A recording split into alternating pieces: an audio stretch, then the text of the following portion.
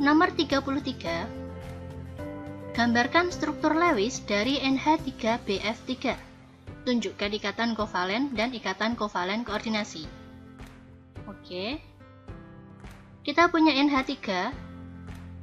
NH3 bersifat basa dan BF3 bersifat asam.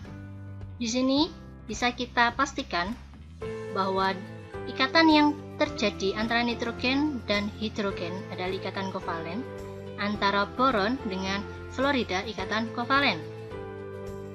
Selanjutnya, ketika mereka bereaksi, satu pasangan elektron bebas dari nitrogen akan membentuk ikatan dengan boron yang tidak memiliki elektron lagi, sehingga terbentuk ikatan kovalen koordinasi. Jadi, ikatan antara nitrogen dengan hidrogen, ketiga hidrogen, 1, 2, 3, dan antara boron dengan fluorida, 1, 2, 3 adalah ikatan kovalen. Sedangkan ikatan kovalen koordinasi terjadi antara nitrogen dengan boron.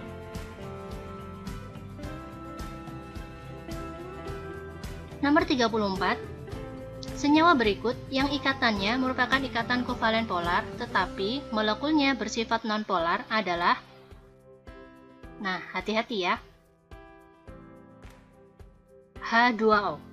Antara O dan H, ikatannya adalah ikatan kovalen polar, dan senyawanya yang terbentuk karena H2O punya PeB ya, maka momen dipolnya tidak sama dengan 0, maka H2O bersifat polar.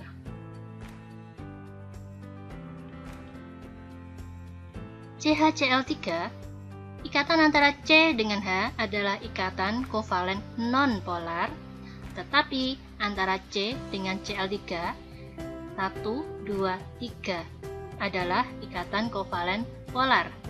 Cl atas dan Cl bawah, momen dipolnya saling tarik-menarik sehingga resultannya 0. Yang kita perhatikan hanya ikatan antara C dengan Cl.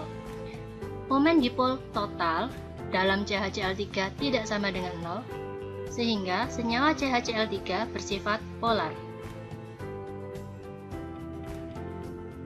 NH3. Pasti udah sangat hafal sekali ya, jika kita punya senyawa lalu ada PeB, berarti senyawa itu adalah senyawa polar. Lalu gimana ikatan antara nitrogen dengan hidrogen? Ikatannya bersifat polar juga. Jadi di dalam NH3 ini ikatannya polar dan sifat molekulnya juga polar. CCl4. Nah, antara atom C dengan atom Cl terdapat ikatan kovalen polar. Bentuknya apa? Bentuknya ini adalah tetrahedral. Nanti di pembahasan selanjutnya akan kita bahas mengenai bentuk molekul ya. Karena bentuknya yang tetrahedral, hal ini membuat momen dipol yang ada antara atom C dengan Cl, baik ke kanan dan ke kiri, resultannya akan 0. C dengan Cl, baik yang ke atas ataupun yang ke bawah, resultannya juga 0. Sehingga momen dipol secara keseluruhan dari CCl4 adalah 0. Maka senyawa CCl4 bersifat nonpolar.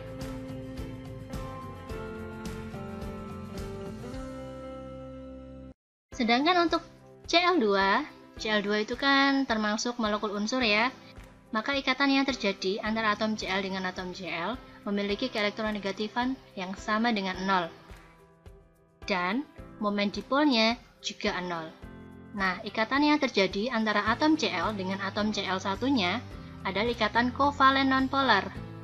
Dan senyawanya bersifat nonpolar. Jawaban pertanyaan ini adalah D, CCl4. Nomor 35, berikut ini yang merupakan sifat logam berkaitan dengan ikatan yang terjadi pada logam adalah, kita lihat, yang A, massa jenis logam sangat besar dan keras. Yang A ini merupakan sifat logam ya, tetapi tidak berkaitan dengan ikatan yang ada di dalam logam. Yang B, daya hantar listrik dan panas dari logam sangat baik. Nah, mengapa jawabannya yang B? Karena elektron yang ada di dalam logam itu seperti awan yang bisa bergerak bebas. Hal ini yang menyebabkan logam bisa menghantarkan listrik ataupun panas. Lalu mengapa jawabannya bukan C? Yang C mudah membentuk ikatan ion dengan unsur non-logam. Ini bukan mengenai ikatan logam ya, tetapi mengenai ikatan ion. Lalu, yang D, titik didih dan titik lebur logam sangat rendah. Salah ya, karena titik didih dan titik lebur logam itu tinggi. Lalu yang E, logam mudah melepaskan elektron valensinya. Ini juga salah, karena di dalam ikatan logam tidak terjadi pelepasan elektron. Nomor 36, kedudukan elektron dari atom logam dalam bentuk ikatan logam adalah. Oke, kita lihat dulu bentuk ikatan logam yang ada.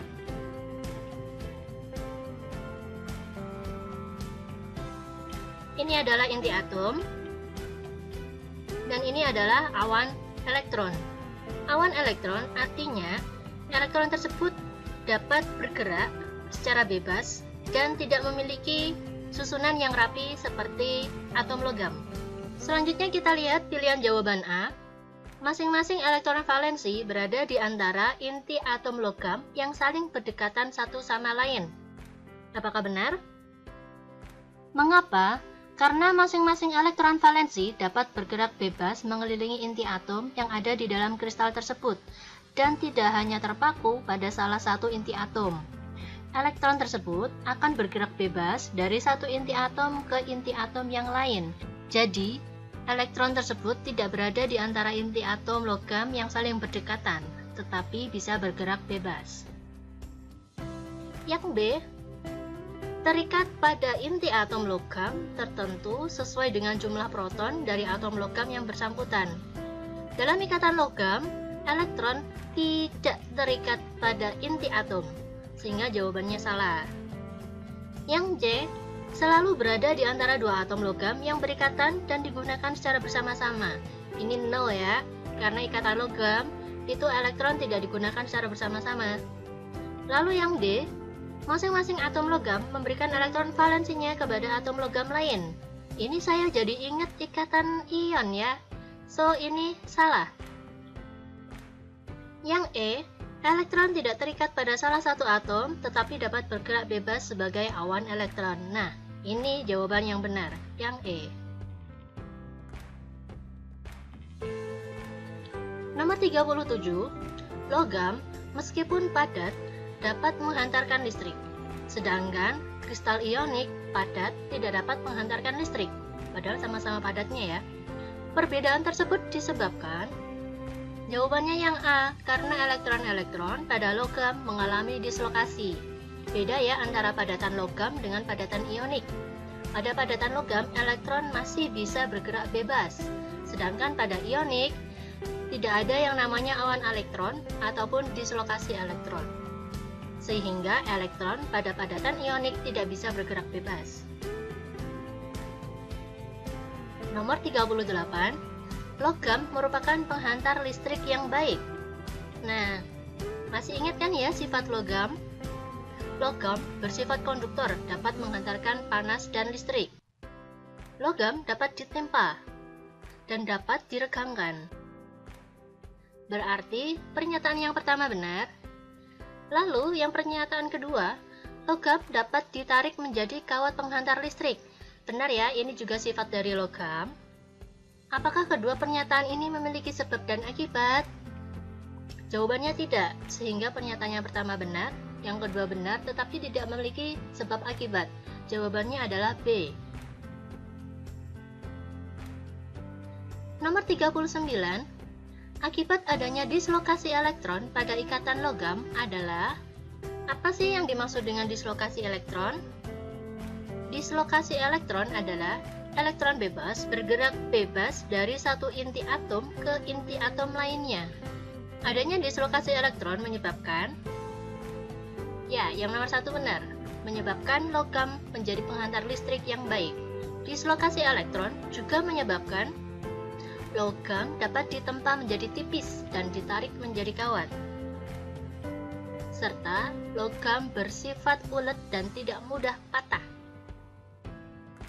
Logam menjadi penghantar panas yang baik. Maka pernyataan 1, 2, 3, dan 4 benar. Jawabannya adalah E. Nomor 40, logam bersifat ulet, mudah ditempa, dan dapat dibentuk menjadi kawat. Pernyataan ini benar ya. Pernyataan yang kedua, atom logam tersusun dalam kisi kristal. Hal ini juga benar. Nah, pertanyaan selanjutnya, apakah logam ini bersifat ulet dan lain sebagainya disebabkan karena atom logam tersusun dalam kisi kristal? Jawabannya salah ya. Sehingga pernyataan pertama dan pernyataan kedua tidak memiliki sebab akibat. Jawabannya adalah B. Tunggu dulu. Lalu apa yang menjadi penyebab mengapa logam bisa bersifat ulet, mudah ditempa, dan dapat dibentuk menjadi kawat? Hal ini dikarenakan logam memiliki lautan elektron pada kristal logam yang memegang erat ion-ion pada logam, sehingga bila dipukul ataupun ditempa, logam tidak akan pecah atau bercerai-berai, tetapi hanya akan bergeser. Oke, untuk materi ikatan kimia kita sudahi dulu. Semoga bermanfaat untuk kalian semua. Sampai berjumpa kembali di materi selanjutnya. Terima kasih.